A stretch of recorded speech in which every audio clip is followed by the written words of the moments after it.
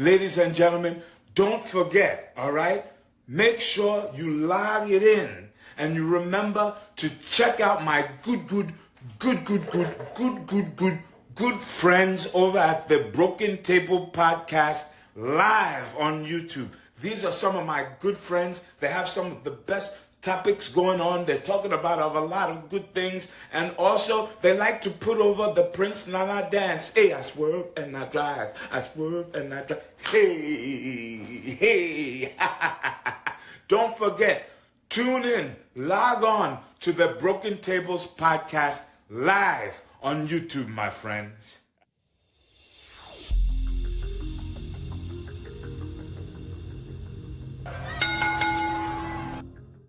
What's going on, guys? Welcome to the Broken Tables Podcast. I'm your host, Jeffrey Vegas, here as always with our reigning, defending, Broken Predictions champion, King Rome. We are here celebrating 69 days of the reign of the Acclaimed as Trios champions.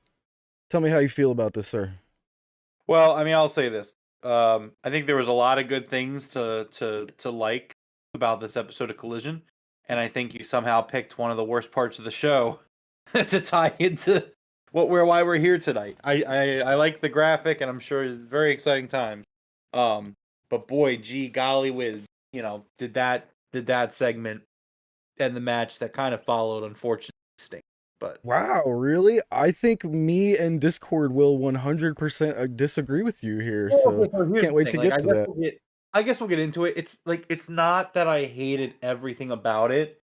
It just felt kind of directionless. I loved everything about it. It was amazing. It was funny. It was funny.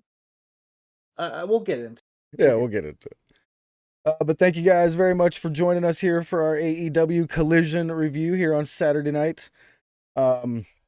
I thought it was a decent episode. First hour was probably a lot better than the second hour, I would definitely say. I would agree. Yeah, we'll go through it here. The pre-show promos were back. I really enjoyed these pre-show promos, especially with when we got to Swerve doing his promo. He gets attacked by AR Fox, and that leads into our first match. I actually really enjoyed them taking that, a little bit of a I wasn't going to do it on purpose, but a little bit of a swerve off of that, pre-show promo thing and throwing it into a match. I loved it. Yeah, for sure, Jeff. When I say I absolutely loved it, I was, number one, so happy because, I mean, we've talked about it. I think that Collision has really kind of lost its spark. Yeah. In terms of the format of the show, I don't think the shows are as well formatted as they were. Opinion.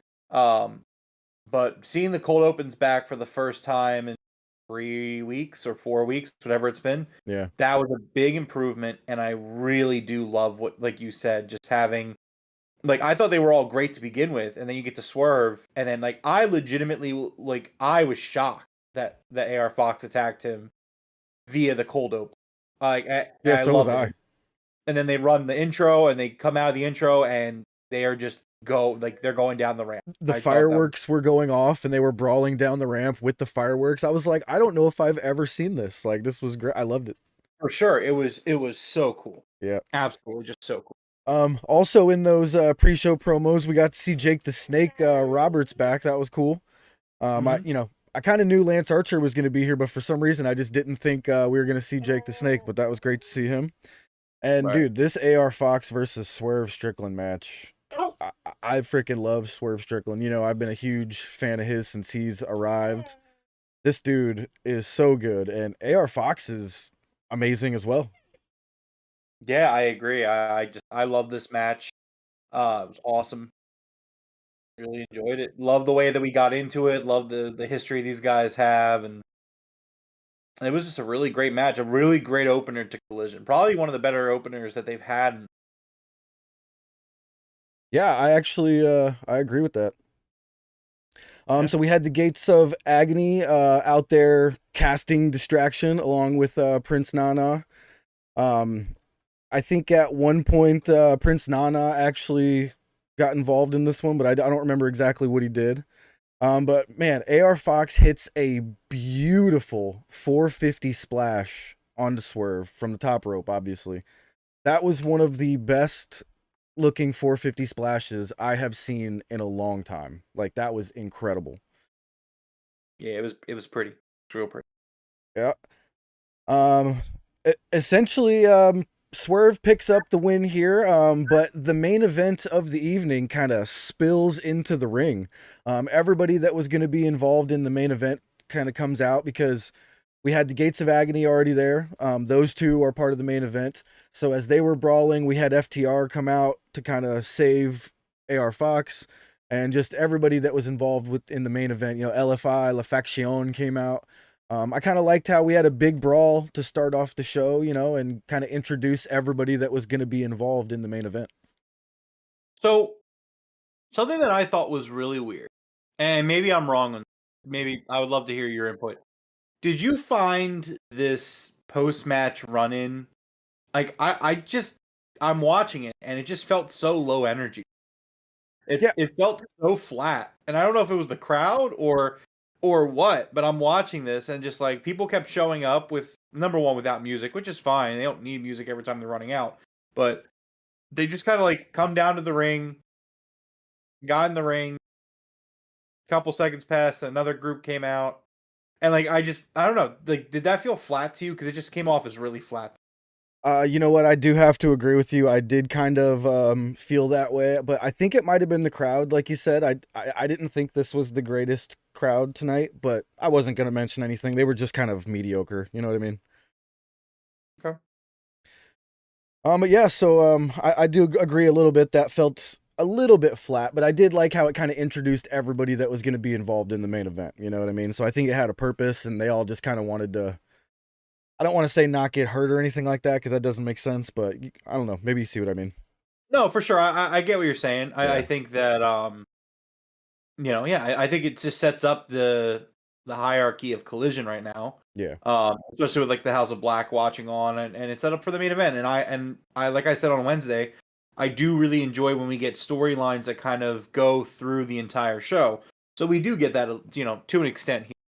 Yeah, and I tell you what, having Roosh back, man, really kind of feels like we took a step up again with this roster. Roosh is just incredible. Next up, we had Daniel Garcia versus MJF promo package. This was fantastic. I can't wait to see Daniel Garcia versus MJF on Wednesday. And then MJF cuts a promo on Jay White, kind of overlooking Garcia here a little bit. I'm wondering if that was the purpose of this back to back. I'm wondering if they're trying to make it look like MJF is, overlooking Daniel Garcia on his way to Jay White at Full Gear.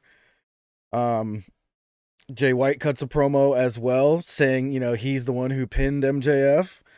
He cuts a great promo also with the Bullet Club, man. These three promos back to back I thought were fantastic. And it really made me feel like we're supposed to feel like MJF is overlooking Daniel Garcia. I've said it like 3 times, but. Well, so I mean, number one, I don't think that they're trying to do that MJF is necessarily overlooking him. Especially considering how they got this match. MJF went on Twitter last night after Rampage and said that he called Tony Khan saying that Garcia deserved the title match. Oh, okay. Yeah, so I don't think he's necessarily overlooking Garcia. I just think MJF has a lot going on right now in general.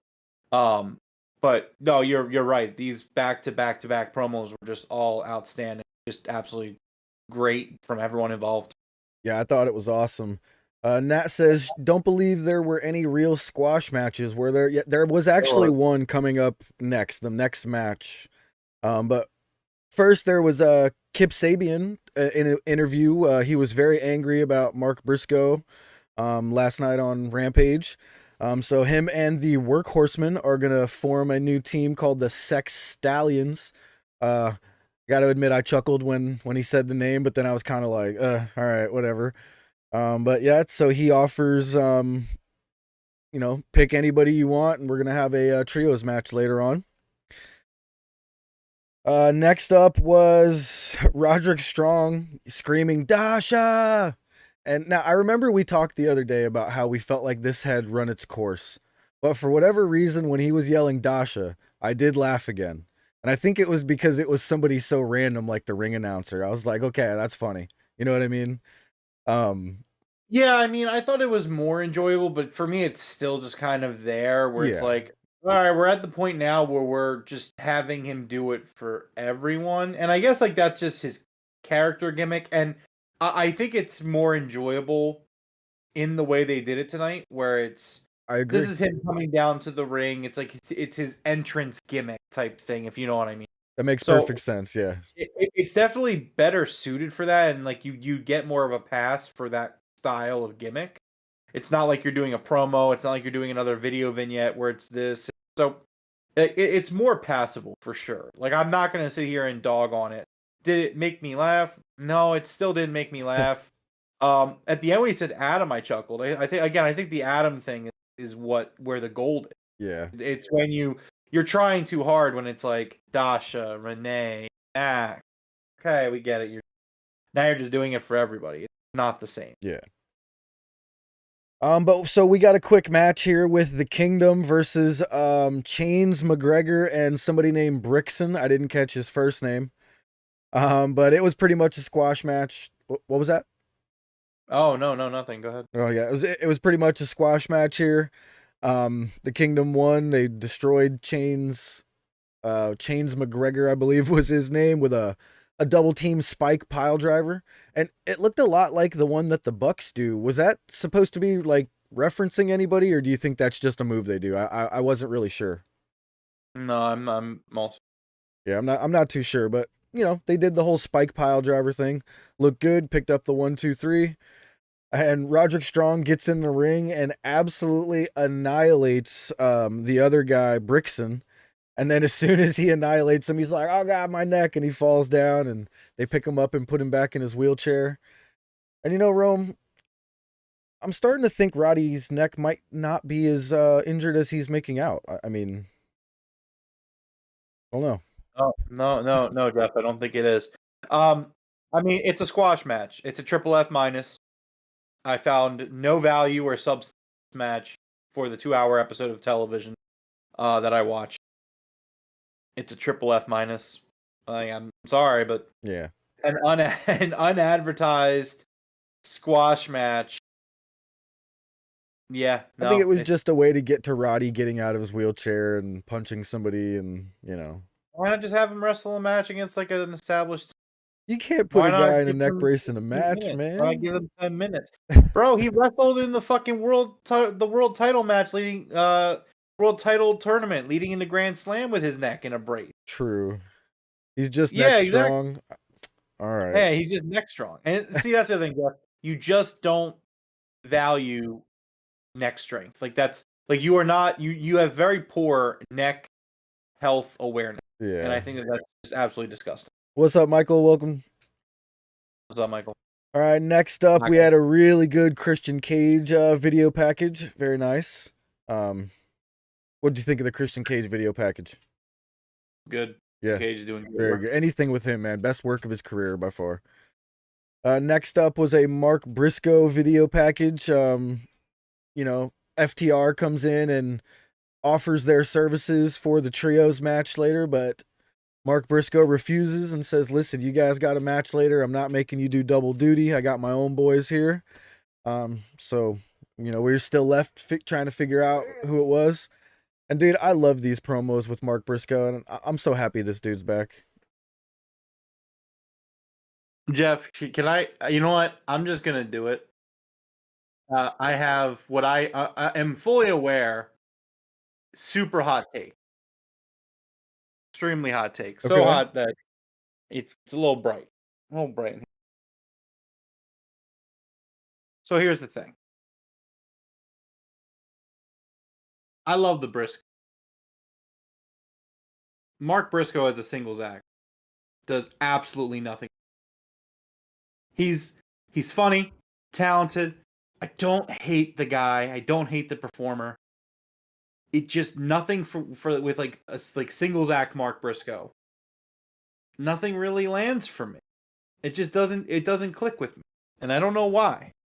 Like it's not bad. I won't sit here and be like Mark Briscoe is a bad wrestler or Mark Briscoe is not an entertaining character. I totally see the entertainment value.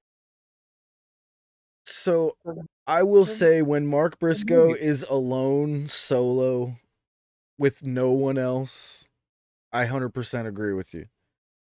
When the whole Team TNA stuff was going on and he was kind of with Jay Lethal, but kind of not, I loved it. You know what I mean? Like, I hate that, I hate to say that, but I'm okay with him being back. I'm very happy that he's back. So no, it sucks. And like, obviously, like, kudos to Tony Khan. While he does have Ric Flair on his payroll, unfortunately. Yikes. okay, so remember, I did a little bit more research, okay? So they didn't like sign Rick to a deal. They signed that company that does the drink, the energy drink. And that comes along with appearances by Ric Flair, and then like that's like the official sports drink of AEW. So I get it, but it's kind of like a weird way to do a contract. You know what I mean? It is definitely a weird way to do it. Look, Jeff, I'm nothing if not fair. I will always try to be as level as I can. And if I would give WWE shit for something, I'm gonna give AEW shit for. If Tony Khan tomorrow was like, you know what, we're gonna do some Saudi blood money shows, LFG, call it like all together 2024, that should be fucking dumb. I'm gonna say it. And so no, I don't. I still do I not would have to approve. agree with you.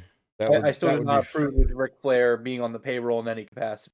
But anyways, my point was before we got really derailed there.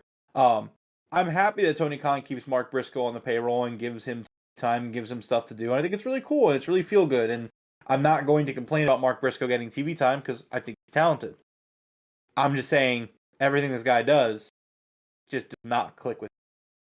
I get you. Like I can't argue with you. While I did enjoy it tonight, I loved his promos. I think he had 2 of them. Some here, he gets one after the match as well. I enjoyed them, and I actually am really excited for that match with Jay White on Wednesday. You know what I mean? All right. Let's see here. Next up, we had Darby Allin versus Lance Archer with Jake the Snake returning as his manager. Loved this. Loved Jake the Snake ever since I was a kid. I think I have like a super rare Jake the Snake figure back here somewhere. I thought this match was freaking fantastic, but I have to say this is one of the first times that I've been watching a Darby Allin match, and about 3/4 of the way through, I was like, Darby can't win this. Did you feel like Lance Archer should have won that match? I think that Lance Archer does an excellent job at being a guy that should be the top guy, if that makes sense. That's a really weird thing to say, but it's like, I think Lance Archer has a great look. I think Lance Archer carries his character and the way he performs very top notch in a sense that like this dude is a monster and should be treated as such. That being said, Darby Allin is like the ultimate antithesis of Lance Archer. Yeah. So much so that Darby Allin should almost every single time beat Lance. It's kind of funny, but yeah, I see what you're saying. Like, it doesn't matter how much damage you put on Darby Allin. Like, that's the whole point of Darby Allin. Is he just gets back up. He just gets back up. He will outlast. It's not about. Look, man.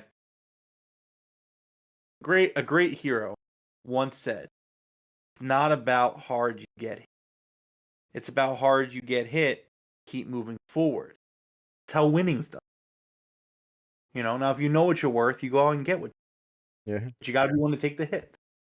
Now, would you agree with this next statement I'm going to say? So, Darby gets chokeslammed basically through the earth, and then gets thrown out of the ring over the top ropes, bounces off the apron, and the ref's at 8 on his count, and Darby is still not moving, and Jake the Snake goes to hit him with the skateboard and interrupts the ref's count.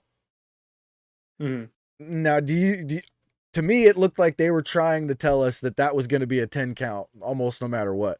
I thought Lance Archer was going to get angry at Jake the Snake and be like, what are you doing? You know what I mean? But It definitely looked like that should have been a 10 count, but Jake kind of interrupted it. Yeah, no, that definitely happened. Okay. But I would still say this match absolutely kicked ass. Absolutely. Yeah. Um, Yeah. it was a great. I really liked it. I want to see more Lance Archer on AEW television. I know he does a lot of stuff in Japan, and he's more or less on AEW's roster for when he is in America. Hmm. Um, but I would like to see AEW kind of get around to. Yeah, I 100% agree. So after the match, Darby does win. Darby gouges his eyes out. He hits a really big destroyer off the top rope. It picks up the 1, 2, 3.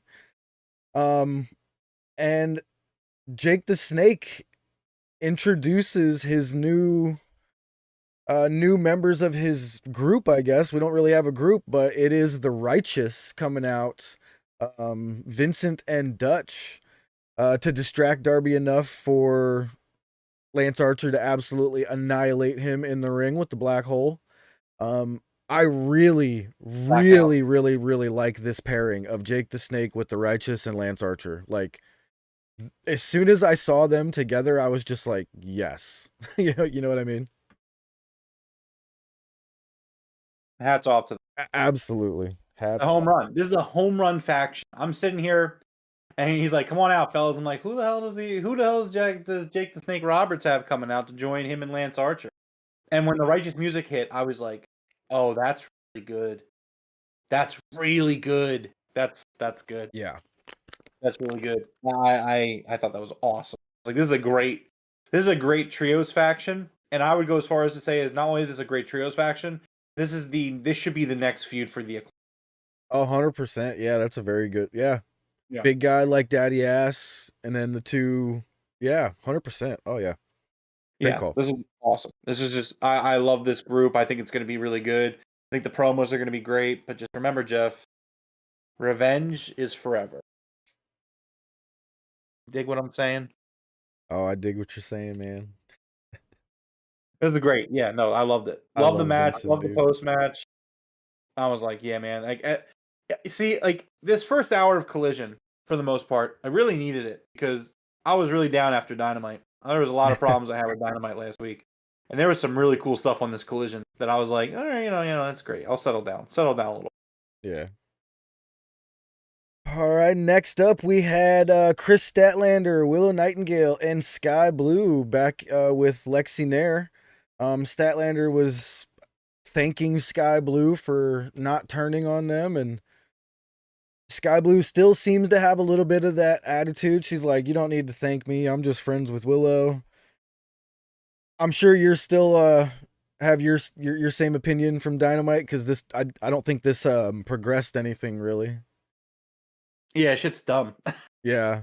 I was like, this is just some high school girls being mad at each other right now. Like, Yeah, I'm just like, okay, so like the three of them are standing there, and Sky Blue trying to be moody again, which like if you watch Rampage last night, which by the way, we don't review Rampage. I thought that while in general I thought the match kind of did a great job to keep the tone with Sky Blue being dark. I thought that the start of the match was just a real swing and a miss with her trying to like stomp on Marina Shafir's feet, and like it became comical, and I was like, well, that's not what you're going for if you're this dark, moody character now, but okay. But right. anyway, so they're standing there, and like Statlander's like, "Hey, thanks for being a babyface," and Sky Blue's like, "Yeah, I'm a babyface, but I didn't do it for you." All right, well, he's still a babyface, It so it legit felt like some high school girls in high school, yeah, and like, I was just like, what is like thanks, and yeah. then like Statlander got mad, and I'm like, why are you mad, Stat? Like she's still aligned with you. Like it's not like she's not. Like Yeah, Nat if you're nailed it. aligned It's with like, Willow, if you're oh, both aligned with Willow Nightingale, then you're still aligned with each other. I mean, like I guess maybe they're gonna try to set up for a title match between the two. I don't know. I'm just still saying that I think that they made a really dumb decision there in a booking sense. Like it comes down to preference, I guess. But I'm just sitting here like, well, what are we? Like, it's like, okay, well, now what are we doing? So like now we're just kind of spinning the wheels where there's nothing going on here. Where it's just like, yeah, Sky Blue's moody. And that's it. She's still a babyface though, guys. Coog asks, what did we think of the Dia de los Muertos three-way match last night? I will admit, first off, I didn't see it yet. I was working all yesterday, and I did not get a chance to watch it today. What did you think of it without spoiling it for me? It was wild. Great match. It was a great match between three very great luchadors. Nice. Yeah, I definitely want to see that. I knew it was going to be fire, but I have not seen it yet. I like that Nat points out Sky Blue is basically, her character is at this point a moody 16-year-old acting like she's not mad at the girl dating her ex-boyfriend. Yeah, and I mean, I didn't have much of a problem with how Sky Blue acted like that. It was Statlander just being like, and I was like, she's going back to that. Knock it off. So here's the thing, right?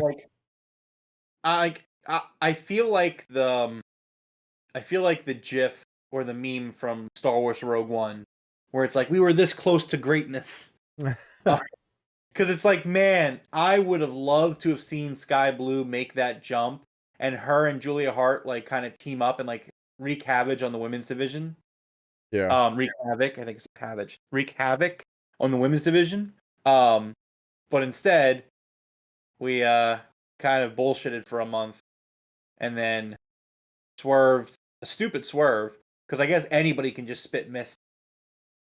It's like next time you're over here, Jeff, full gear November 18th. I think you need to be misted first, and then you're able to do the mist, you know? See, again, so like obviously in pro wrestling, like I guess we're just gonna argue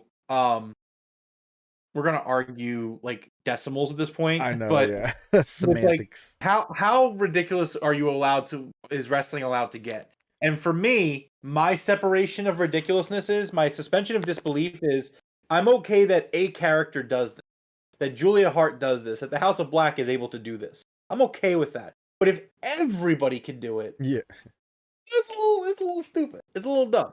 It's dumb. I got you. So I'm still very down on this storyline. I found it utterly ridiculous, which is a real shame because I really am a huge fan of three women in that promo, and I was just like, just dumb. Yeah, it feels like we're leading towards Sky versus Statlander, but at the same time, Willow being like, "Who am I friends with in this match? Oh my god!" So like, part of me is really kind of hoping that like maybe it's like a double swerve and like Sky Blue will join. Because like, here's the thing, right? So like, what is the end game here for Sky Blue? So if Sky Blue doesn't turn, right? Like when we had like the only other person who got misted who didn't turn heel was Penta. And Penta went dark Penta. Yeah. But like that was more so just a gear change, right? And so like what's it was like, oh, he's got this cool new mask and the entrance, but like what is Sky Blue? What happens to Sky Blue? Like, does anything happen? Or is she just gonna from now on just be like, okay, well, it's just Sky Blue, but now she wears a lot of eye makeup and a lot of like make sure she uses like black lips. Like I'm like what is what's the change here? Is there a change? Just all right. I know you've already said you don't want everybody using the mist, but hear me out. Okay, we get Sky Blue versus Statlander. Willow's kind of like in the middle, like I'm friends with both of you. In the middle of the match, somehow Statlander gets misted by Willow to lose to Sky Blue.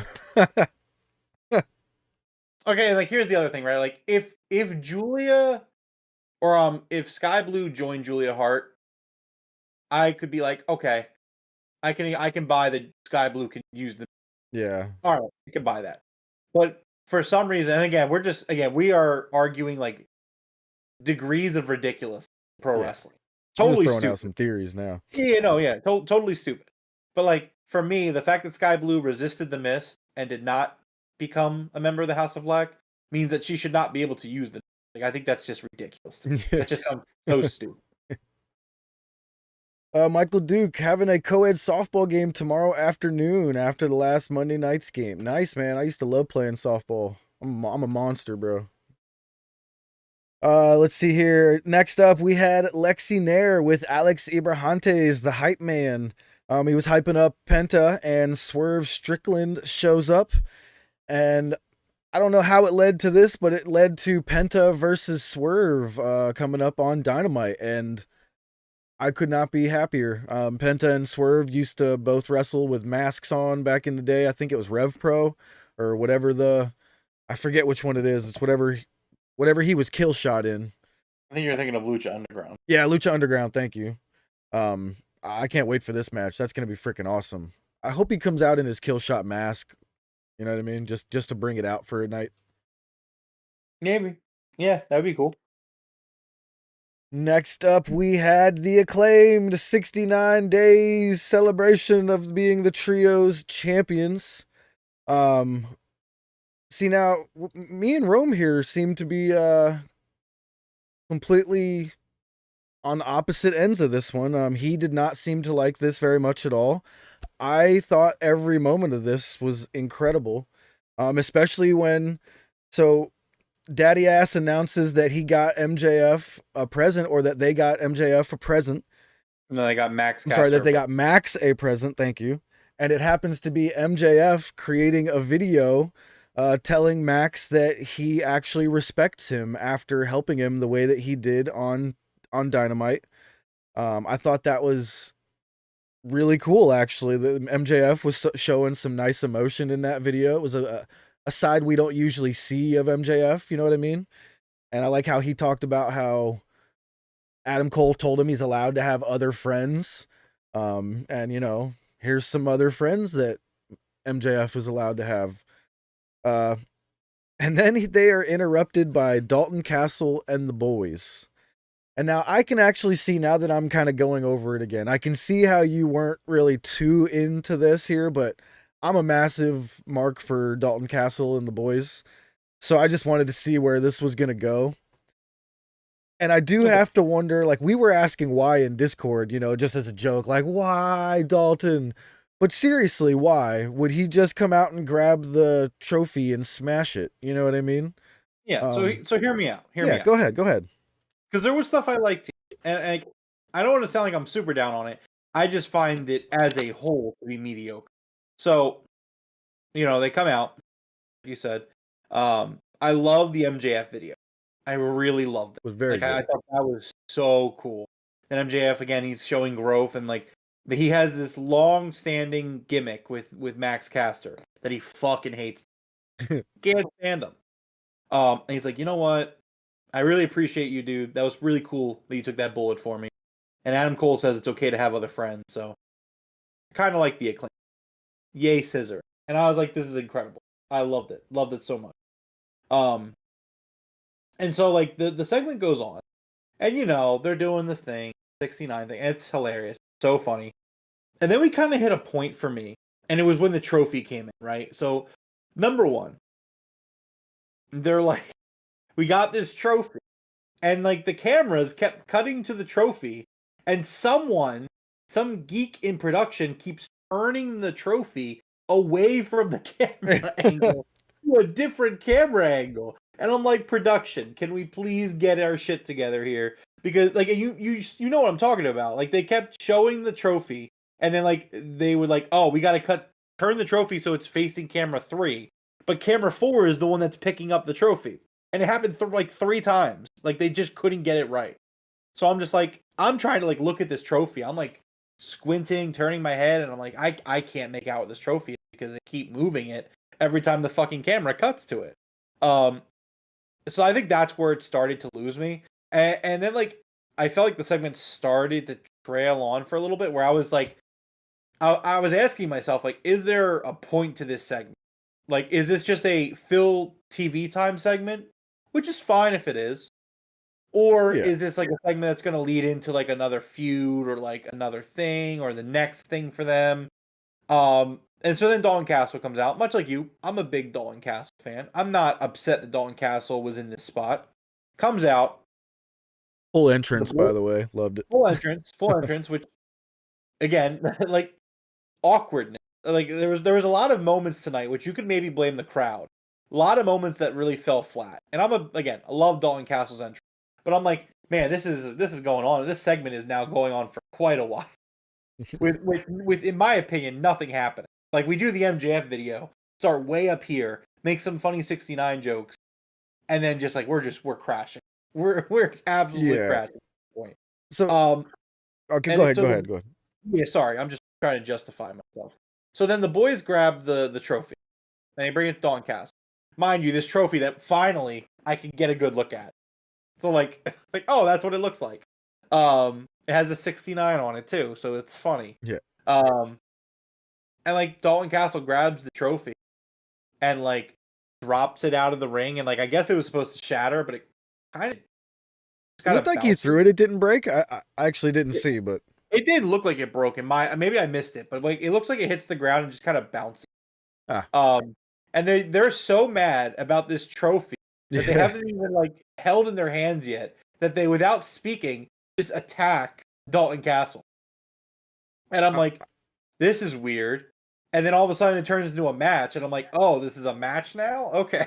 And it's like, oh, the Acclaimed are answering the open challenge. I'm like, what open challenge? What's going on here? And then the match was fine. It wasn't great. It wasn't good. It was all Fine. right. Yeah, it was okay. It wasn't a great match, but I love both enjoyed of it. these. I love both of these teams, but I was sitting here just almost confused. I'm like, because like I came home from work and like jumped right into Collision, so I'm like, I've been going all day, and I'm like, did I just like pass out for like 5 minutes, like from exhaustion from the day? Like, did I miss something? Did I miss a beat? Am I out of touch, or is the children? Are the children? Well, I And just wrote after Dalton Castle smashes the trophy, a 6-man tag breaks out. That's what I wrote. So it just kind of morphed into a 6-man tag out of nowhere. Yeah, I was just like, all right, this is weird. Yeah. This is weird and not very enjoyable. And Yeah, thinking back on it, Dalton Castle should have just got on the mic and been like, "You guys think you're hot stuff? Put those titles on the line, or put that." exactly. He should have been like, "Put that trophy on the line against us tonight with the bull." You know what I mean? Like that would have been better. Yeah, there was so many other ways to do But, it that would have been great. yeah. Instead, Dalton doesn't say 2 words to them. He just kind of like comes out. Yeah, he didn't say anything, and He you know doesn't even he's the never been boys. heel. So for the boys to just go over there and grab it and then them smash it, I was like, "What? Why?" Yeah, All right. exactly. And But that's why this I still segment, had fun though. I had fun. I had enough fun, but again, I mean, I'm sitting here, I'm just telling you that I thought the segment was overall mediocre, mid, if you would. It's definitely not the Acclaim's best segments work, like by a long shot. Yeah, there was no rap, was there? There was a rap. The rap Was was there? fine. I didn't even notice it. It wasn't that, you know. I mean, it was fine. I don't think I think Max's raps are always at least good. It wasn't bad. It was Yeah. good. But yeah, so like for me, swing and a miss. Like there was some good stuff here. Like I definitely like if I were like skimming this Collision, I definitely wouldn't skip it. But I was just kind of like asking why. Why did a lot of things that happen? Why? Yeah, I gotcha. All right, let's move on here. Next up was Andrade El Idolo. He was with Lexi Nair in the back, and she was asking him if he is going to be giving us a answer to CJ Perry's, I guess, invitation, I guess, to be his manager. You know, I was really like, give me Ric Flair, but then I was kind of like, no, I don't really want him right now. But I don't know. I don't know what to think of this. Well, I definitely don't want to give him. I just feel like we were supposed to get it a while back, and like if that's one of the reasons they signed him, like that would probably be one of the reasons I'd be like, all right, let's do this. You know what I mean? Him and Andrade, but Right, yeah, I understand. You have the Ric Flair fan club podcast that you're trying to get off the ground. no, You're I'm just looking saying for if he's gonna content. be here, we got to find a place for him. You know what I'm saying? Like we can't Oh, just no, ignore the guy. So I know a place for him. It's back in Charlotte, North Carolina, in his home. I agree. I do agree. Listen, I agree. This man, apart from accompanying Sting to the ring, this man should not sniff a television camera. I don't want this guy anywhere on TV. Hey, question: did you notice the energy drink anywhere tonight? I didn't see it on any announce tables or anything. I didn't notice it. No, I did not see it. Luckily, Yeah, and I didn't see a commercial for it or anything. So I wonder if it's supposed to like start on a certain date. Gonna try to mentally block it out because here's the thing, right? Here's another thing that grinds my gear. So like when like athletes do press conferences after game, and there's a bottle of Gatorade, and it's like, full of water. We all fucking know that they're not actually drinking Gatorade. Like how stupid does Gatorade and water and I guess the Ric Flair energy drink and all that, like how stupid can you get where it's just like never I don't think I've ever once seen an athlete ever grab one of these like complimentary Dude. fucking Gatorade bottles. Okay, so I gotta ask you whether you think this is stupid or not then. So in the UFC, they're sponsored by Monster, right? Okay. Monster was like, you know what? Everybody knows that these athletes aren't actually drinking Monster. We're just gonna give them a water bottle with a Monster label on it. So they literally have just it's obviously water and it's just a Monster label on the water bottle. And I'm like, You know that's the what? dumbest shit I've ever seen. I fucking hate it. So here's the thing. I will say that at least it's honest. So that's Okay. going to get a plus with me. Yeah. Again, you know me. Big con for me, big turn off. Disingenuous. I don't like it. Don't bullshit me. Don't put a fucking that would be like if we were sponsored by like Mountain Dew, right? By the way, Mountain Dew, absolute the worst fucking soda of all time. Disgusting. Unless they want to pay us. In which case I'll put one in front of me and be a complete hypocrite. But it's just like I'll smash Mountain some Dew's Mountain gross. Dew. Would never put a Mountain Dew in front of me. Like, just would never do it. I I would don't rather drink wear soda, a T-shirt. Like, if Mountain Dew was paying me, I would rather wear a T-shirt that had Mountain Dew on it than even think about sitting a Mountain Dew can in. It's just that disgusting. When I come to your house for pay-per-views in the arena, that's probably the only time I actually drink soda. Like I either drink water, tea, or lemonade, and that's it. Yeah, I mean, I like my soda. I drink a lot of water too, though, to balance it out. Like Yeah. I burn 3 cases of water, crazy. Like the wife's. Soda just makes me feel horrible. I don't know what it is. I know. I just like the flavor. I like the burn. Oh, dude, don't get me wrong. When I come over, that cherry Coke is fucking fantastic. But Yeah, it's probably gonna be soda's gonna be my down. oh, cherry Dr Pepper too. You have those. Oh, See, my rule is that I try to balance it out. So it's like if I have like a soda, for example, then I also try to have a water bottle. You know what I mean? Like where it's like, okay, well I just had a soda. The next drink I go get needs to be a water bottle. yeah. So that's kind of like my brain rule for it. Because I burn through so much water. Coog Like says beer, Jeffrey, beer. Coog, I'm allergic to beer. Depending on the beer, I wouldn't say kill me, but Budweiser makes you're makes my tongue swell up immediately. Heineken, I can drink a full Heineken before I start to have a reaction, so that's why I started drinking mead. I actually brew my own mead. Is it the hops that does it? Because I remember It's the barley. It's like a combination. Like apparently, it's something with the barley. I've never like gone and got my tests done or anything, but yeah, it's the barley because I can't do beef and barley soup either.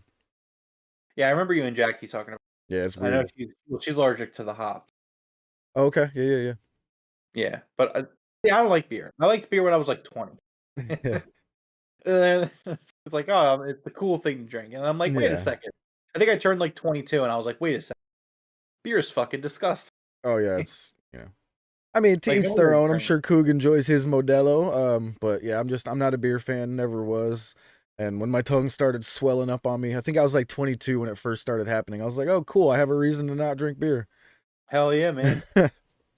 Now the Grey Goose. I'll hit that Grey Goose. Tequila, I love me some tequila, Coog. It's the only time I've ever like thought I was gonna die. Tequila, that's what I call it. Tequila. Yeah. But next up, we had Kip Sabian and the Workhorsemen versus Mark Briscoe with his partners Dustin Rhodes and Keith Lee. Really enjoyed the pairing here with Mark Briscoe. I thought, remember how I was saying earlier, like when he's by himself, I kind of was agreeing with you. I thought this was great here. This trios match, I had a lot of fun on it. It was nice seeing Briscoe back in the ring. Dustin Rhodes looked good and Keith Lee looked fantastic as well. I had fun here. So I don't know how fair it is to say that. Because I don't know what I was expecting from Mark Briscoe's partner. However, I was kind of disappointed. Like I'll admit when Dustin walked out, I was kind of like, oh, but then I was like, all right, it's okay, Yeah, no, that's kind of where I was at too. I didn't really care for this match. This match was fine. But like, see, this is the type of thing that like I'm not keen on having on non-Rampage TV, because this was something that was completely unadvertised, that like didn't like I don't know. It wasn't really something that I cared about at all. There was no investment here on any level. Like I like Kip Sabian. I'm a big Kip Sabian fan, but like I didn't really care. I thought the Philly promo last week was stupid because he lives here now. So him shitting on Philly sports teams when he's like always wearing Eagles hats on Penelope Yeah. Ford's Instagram and stuff, I was like, well, that's kind of dumb and contradictory. I don't know if you were the right guy for this spot, Kip. I know, Or at least in especially I'm that. like, your wife is from here. Like you were yelling that when we were at the show. Yeah, I'm like, bro, you're from here. What are Yeah, you it's like your doing? wife is from here. And yeah, and you've literally said like that Philadelphia is like your home now. Like you're a Philadelphian. And so like for you to shit on Philadelphia, this is kind of a swing and a miss. So like the fact that we're continuing that angle, which made no sense to begin with again, Mark Briscoe, who love the guy as a person, doesn't do it for me as entertainment. So that's also kind of going against this match. Then I was disappointed by the partner, which I don't know what I was expecting. I was just So that's happy to see Keith Lee, I'll be honest. I get that. Yeah. And then also I have the camera in a slightly different. Um, and then like I guess Butcher and Blade aren't available anymore. Yeah, that's what I was wondering. Like, where are they at? Yeah, so this didn't really do anything for me. I had enough reasons to not enjoy it, and I mean, that's fine. I can understand how you were disappointed in the partners, but this was the first thing that I had labeled this could have been on Rampage. You know what I mean? So take that for what you will. But it was a decent match. Mark Briscoe picks up the win with a big old froggy bow for the 1-2-3. He actually gets a promo afterwards backstage. So like we cut to commercial, and then we came back from commercial, and it was backstage with Mark Briscoe. And he challenged Jay White to a match on Dynamite. And looks like Tony Khan did book that match. So I can't wait for that match. That's actually going to be really good. I'm just hoping he has Keith Lee or somebody in his corner instead of going out there solo with the entire Bullet Club Gold out there, but we'll see. no, that's not. I'll tell you exactly what's gonna happen. I'll tell you exactly what's gonna happen. Call me Romestradamus, right? Because here's what's gonna happen. Mark Briscoe's gonna go out there with absolutely zero backup. Yeah. He's gonna make a valiant effort against Jay White. However, interference from the Guns and Juice Robinson will cause Mark Briscoe to lose the match. Yep. I'm pretty much right there with you. Michael Duke says, speaking of those goofy Eagles, we play you tomorrow. Oh, that's right. You're a Cowboys fan, Michael. It's on tomorrow. It's our Super Bowl tomorrow, bro. Oh no, this isn't our Super Bowl. This is their Super Bowl. I agree. It is absolutely for sure. No, here's the thing, right? Like, obviously, number one, Dallas sucks. Dallas sucks. They really suck. Number two, the Eagles could be the worst team in the league, right? They could only win 2 games in a year. Those 2 games better be against the Cowboys. Here in Philadelphia, like it's different, right? Like, I fucking hate the Cowboys so much. Like, it's something that it beats from the soul, from the heart. So as soon as the Eagles beat the the Communists last week, instantly, like we're talking like the game's over. Referees are running off the field. Jalen shaking hands with fucking Sam Howell. And my friends and I were just texting. It's like, it's Dallas. Yep. It's Dallas. Like the page is turned and like, here we go. So, I'm always amused by the fact that in my lifetime, Dallas Cowboys have been a loser organization.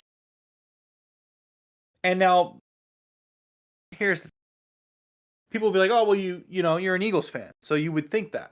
And I would say, well, I think that we could say that facts and numbers alone speak for themselves here. We could take me out of this equation. We could take let's not take the Eagles out of the equation because the Eagles is making listen. it worse. Let's not jinx ourselves before the game. Let's talk our shit on Monday. No, I'm not. It doesn't win or lose. I'm going to talk shit on the Cowboys. I don't believe that this is anything. It's just factual. You can look at the numbers. Like the Cowboys haven't been good in my lifetime. Yeah. That's just factual. I don't They won the Super Bowl when I was 2 years old. Last time they won a Super Bowl. Unfortunately, I remember that Super Bowl. Well, you're like 80, Jeff. That's not.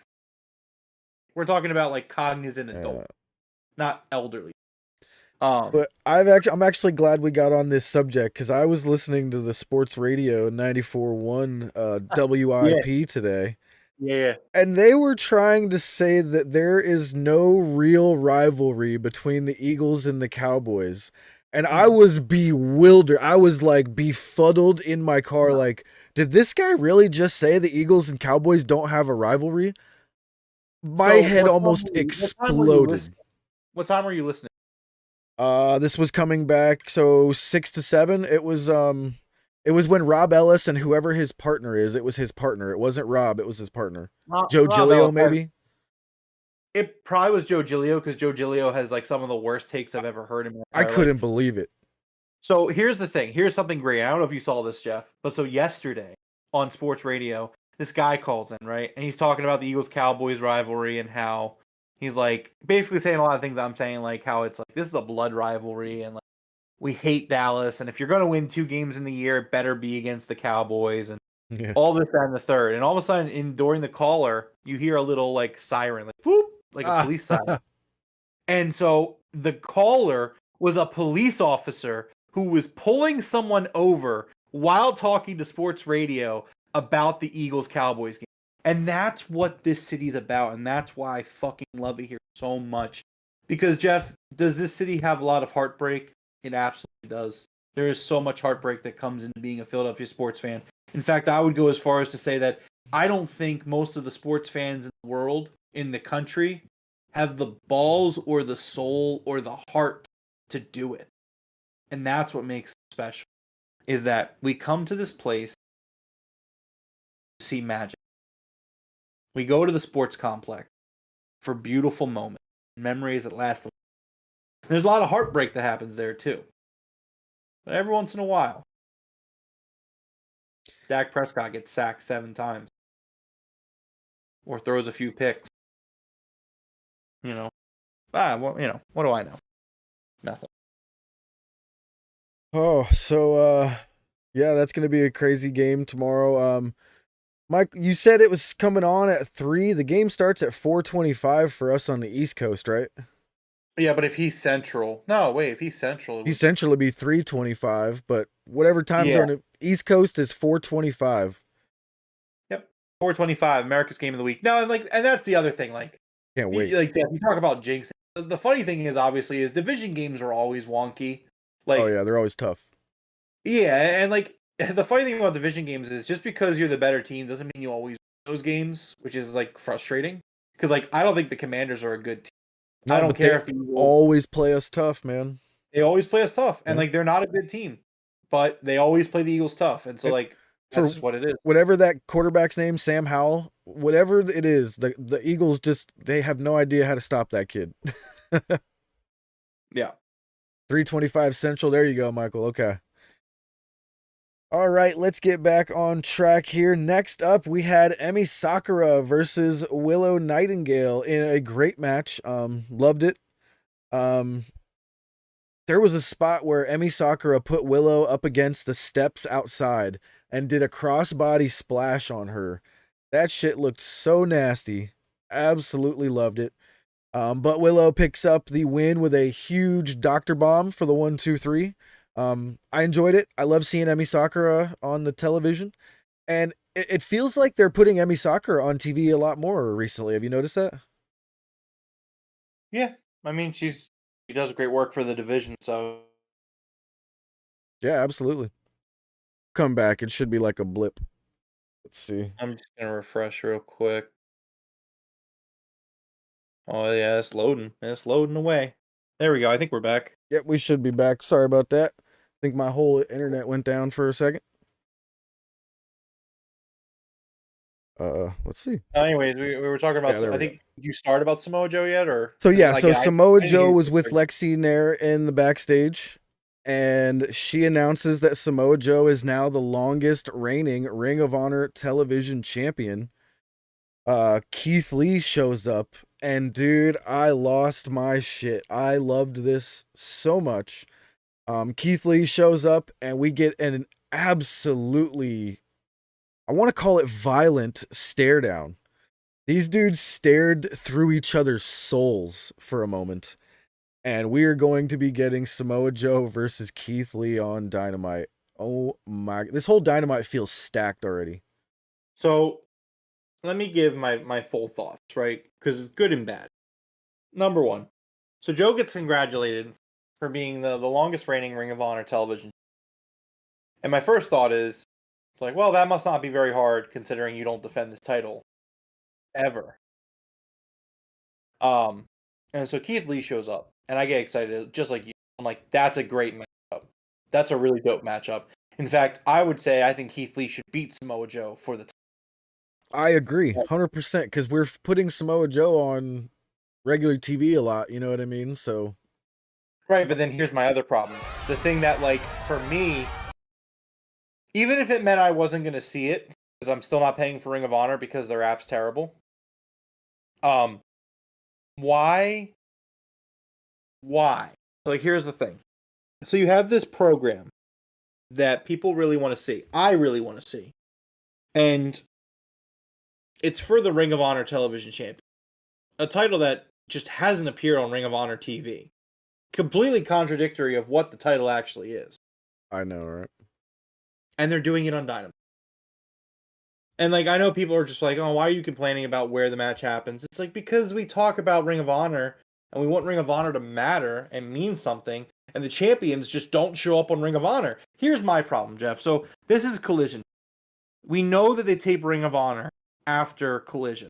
So, you had both guys in the building, and you just couldn't do this match on Ring of Honor. Like, what is the deal with the active decision to just say, screw Ring of Honor? No champions appear. You know, like they suspended Eddie Kingston, right, on Ring of Honor. So Eddie Kingston can't show up on Ring of Honor television. Now, but Stokely doesn't have the power to suspend him on AEW. And so, like, they do it, like, Jay Lethal cuts a promo on Wednesday about how he's going to beat, or on Friday, last night, he cuts a promo how he's going to beat Eddie Kingston. And I'm like, did we just suspend Eddie Kingston from Ring of Honor television to explain why Eddie's going to defend the title on Dynamite? Because I'm like, that's fucking stupid. Like, again, it's such a small thing, but it's like, make all of your product mean something. And, like, right now, Ring of Honor doesn't mean anything because none of the champions, except for Athena, work on the show like, at all. Not even regularly, at all. Yeah. So it's like, why did we not have Keith Lee? Like, and again, love the match, love the idea. I think Keith Lee should totally beat him for it. I don't think he will, unfortunately, but, like, why is this not on Ring of Honor television? Why? Like, you can't give me one good reason why it isn't, because it's a match that people probably would pay to see. So you could probably keep people, like, subscribed to Ring of Honor. Like, if I was someone who was still subscribed to Ring of Honor, I don't know how you do it, because it's like, I just feel like there's no big time stuff going on in Ring of Honor. Because all of the big time Ring of Honor stuff happens on AEW television. Exactly. So like, I was going to say, like, if I still paid for it, I would be like, I should be getting this on the show that I pay for. You know what I mean? But I'm still happy we're getting it on regular TV. So no, for sure. And again, like, yeah, I would rather the match happen on regular TV than not at all. But, like, again, like, we look at we do the podcast and we talk about how we think AEW could be better and where it could improve. And, like, that's just something that, like, constantly, like, I just don't understand the thought process from Tony Khan here, where it's just like, I guess the TV deal, but, like, at this point, I don't even know if it's that, because then just have the champion show up on Ring of Honor and AEW. Like, I don't understand, and I don't get the vision with your champions just not showing up on their show. Like, it makes no sense. The only thing I could think of with this match is it's such a big match, wink wink, that he wants to put it on TV for everybody to see. And as much as I kind of agree with you, it's kind of like this needs to be on Ring of Honor TV. I'm not going to complain that I get it for free on Wednesday. That's all. But here's my follow-up point. So my follow-up is that, like, okay, so this match, but, like, what's the excuse for the champions of any of the Ring of Honor champions showing up not showing up on any of the Ring of Honor episodes to do anything, not even promos. Like, we could get, like, you, like, have the Ring of Honor champions show up on both, but, like, have them at least be on Ring of Honor television. Yeah, I couldn't tell you why Tony does it like this. It's like he refuses to leave the Ring of Honor stuff off of TV. I don't know why, but you know. Again, all it does is devalue Ring of Honor and the championship. Like, the Ring of Honor championships just mean less and less because they're not, like, they're just props at this point. Like being the Ring of Honor world champion means nothing because Ring of Honor doesn't respect the title, doesn't recognize the title. You never see the champions on TV on Ring of Honor. So it's like you're meant to care about these title belts and you just don't. And like, having too many is not the problem. I really don't think that, No, I agree. I don't think AEW has a title problem with how many it has, but it's all about how you use them. Where it's like, okay, so you have a Ring of Honor world champion, you have a Ring of Honor tag champion, 6-man champion. Like, what is the differentiation between the Ring of Honor trios titles and the AEW trios title? What is the different? Like, what's the difference? One's a 6-man tag and the other one's trios. Yeah, I get that. Smart ass, great. But like, what's the actual point? Like, there is no difference because what the difference should be is that the Ring of Honor ones are defended on Ring of Honor and the AEW ones are defended on AEW, and that's where you can excuse yourself and have these two titles. But now it's just like, well, now AEW has 2 trios titles, and that's just like, that's fucking bonkers. It's absurd. Listen, I'm right there with you because I got OCD when it comes to these TBS championship and the TNT championship. The TNT championship is always on TBS and the TBS championship is always on TNT. It drives me fucking bananas. But it's not like a huge deal. I know it's just me being picky, you know what I'm saying? Right, but I think that's not the same thing as being upset about Ring of Honor because I know, it just reminded me of it. Yeah, I know, but the TBS and TNT titles are AEW sanctioned titles. So like, these titles being defended on AEW is all that matters. That and on the flip side, it would be like if Ring of Honor became the home of the TNT champion. It's like, well, that's weird. That's an AEW title. Why is that title only appearing in Ring of Honor? It goes both ways. Yeah. So it's terrible. It's just not good, and it really devalues the entire brand. And I think that's really weird from Tony. What's up, Wrestling News says, hello, must say you both have incredible rooms up there. Really cool. Oh, thank you very much, man. We both put a lot of work into our rooms. Rome with all of his game stuff and mine with the AEW figures. Thank you very much.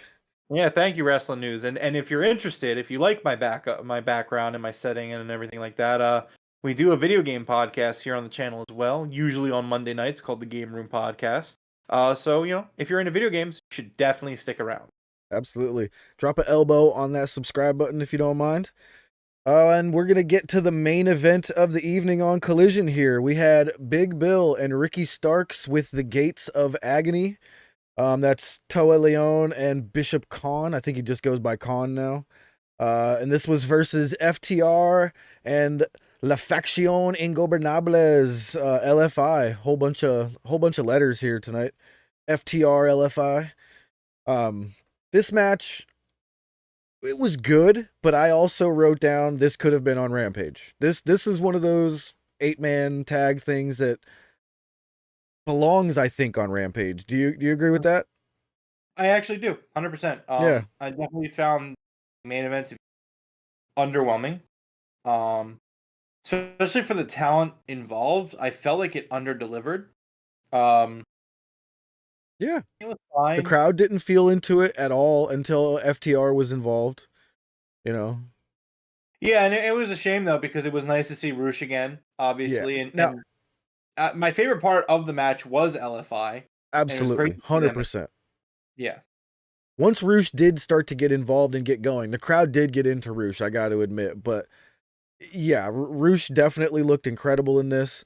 I absolutely loved the finish where it looked like FTR was going for the big rig, but Roosh jumped in and he hit the part of the big rig instead. What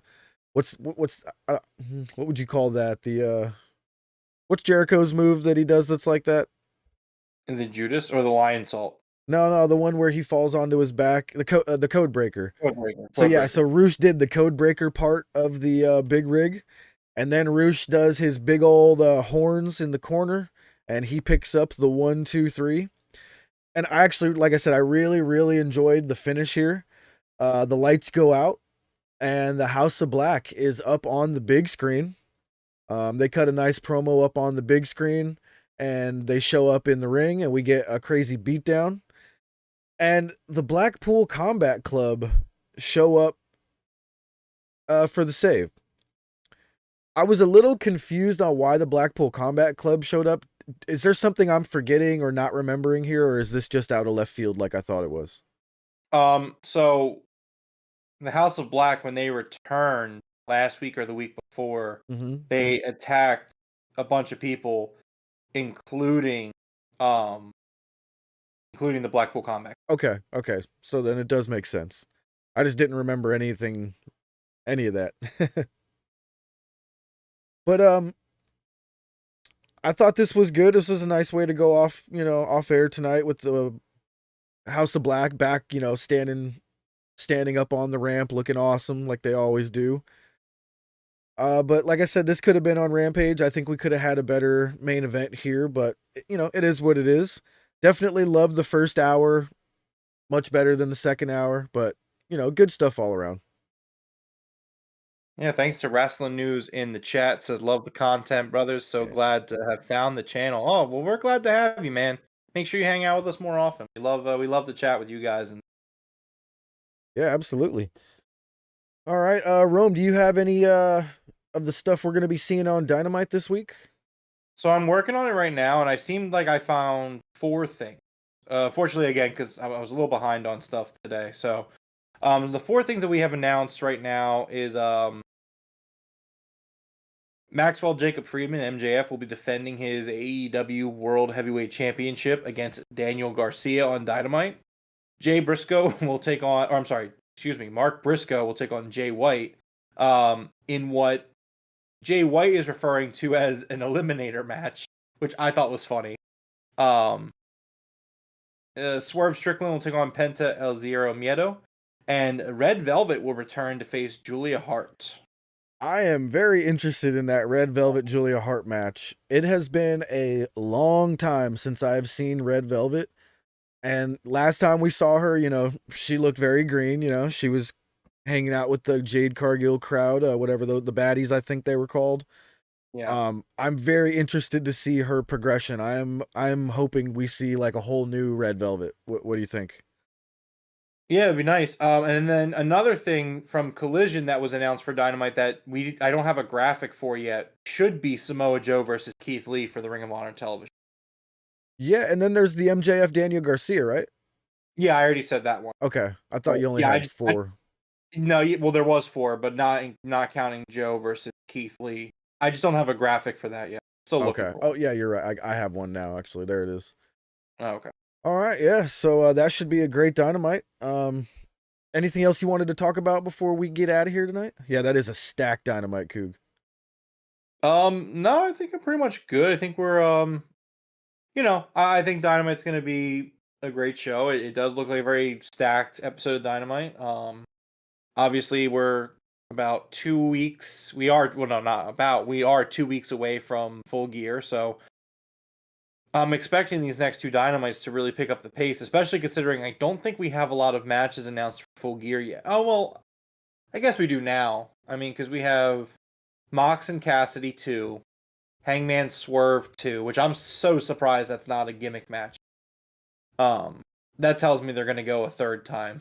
Let's see. We got that trios match, I think, with Sting, Darby Allin, and Adam Copeland. And then MJF and Jay White. So I feel like there's room, obviously, for probably like another 4 or 5 matches to be added. So I guess we'll see what they come up with over the course of. Did the House of Black get on the microphone? They did on that video package, and they were talking to Ricky Starks. And they said your best friend is gone. Who was Ricky's? They were talking to FTR. Oh, okay, yeah, you're right. They were talking to FTR. They're like, your best friend is gone. Who were they talking to there, Rome? Are you asking me ironically or unironically? Unironically. Or I don't even know what the answer would be. You know who I'm talking about. They were talking about CM Punk. That's a reference I didn't catch till just now. Yeah, I'm glad that you caught it, Jeff. You really got it, man. Yeah. Oh, There's so many references everywhere, dude. I think there's been like 12 over in the E. And did I just see this right that what's his name is the United States Logan Paul is the US champion?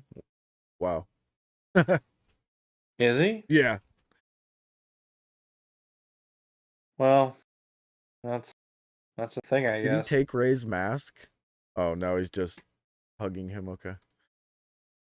Well, I think that's going to do it for us. You want to go ahead and close us out, sir? Absolutely. Well, this has been episode 184 of the Broken Tables podcast. Thank you to everyone hanging out with us here in the chat tonight. Thank you to the Coug, Wrestling News, Michael Duke, and everyone else who joined us tonight. We really appreciate you guys hanging out with us. Please keep coming back because we love chatting with you guys. As always, it's always a pleasure. Even Michael Duke and his loser ass Cowboys. That being said, make sure you like the video and subscribe on your way out. If you're not catching us live, leave a comment below. Let us know what you thought about tonight's episode of AEW Collision. We'd love to hear from you. You can join the Discord where we're constantly talking about wrestling, TV, and a bunch of cool stuff. I really thought that there was a lot of cool information. Not cool, but the discourse about Marvel this past week. Crazy. Wild. Just with the MCU and just all the shit that's going on down there. Like, that has been insane. So, but we talk about that stuff. We talk about video games. Speaking of video games, we have the Game Room podcast here every Monday night. I don't know exactly what the topic's going to be yet, but it should be a really good show. I'm expecting Dev should be feeling better by now, so he'll most likely be back with us next week on Monday for the Game Room podcast. Also, obviously, we do wrestling, AEW content. We review Dynamites and Collisions every Wednesday and Saturday nights, respectively. We also do AEW pay-per-view watch-alongs. Full Gear is 2 weeks away, so get excited for that. The Curly's order shall be placed within the next week or so, Jeff. Exciting times, as always, here at the Broken Table. Absolutely. I just want to say I just won the award for greatest timing ever. Right when you said your shitty Cowboys, I had pressed the button for Hangman Page to come on the screen, so it was that could not have been any better timing. That was absolutely great. That's funny. But anyways, yeah, that's all. Everyone have a great night. All right, man. Thank you guys very much for joining us, and until next time, Top Guys out.